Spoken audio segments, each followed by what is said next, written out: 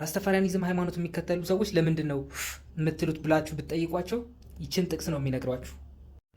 ማለት ጥሩ አገላለጽ ነው፣ ግን ራስተፋሪያኒዝም ምን እንደሆነ ልንገራችሁ። በደንብ አድምጡኝ። በ1930ዎቹ ጃማይካ በብሪቲሽ ኮሎኒያሊዝም ትገዛ ነበር። እናም ጃማይካኖች ያላቸውን የተፈጥሮ ሀብት መጠቀም አልቻሉም። በቃ እንዳለ ብሪቲሽ እያለቧቸው ነበር። በዛም ልክ ሃይማኖት የተጠሙ ህዝቦች ነበሩ።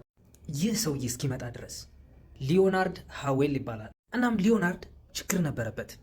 እናም በ30ዎቹ ወደ አሜሪካ ኒውዮርክ ሃርለም የተባለ ቦታ ሂዶ ጥቁሮቹን እንዴት ትሪት እንደሚደረጉ አይቶ ይመለሳል ወደ ጃማይካ። በዛን ሰዓት ደግሞ እንደምታውቁት ይሄ ሬሲዝም ምናምን የሚባለውን ነገር የተለኮሰበት ሰዓት ነበረ። ግን ከሊዮናርድ በፊት የሆነ ሰው ነበረ፣ ማርከስ ጋርቪ የሚባል።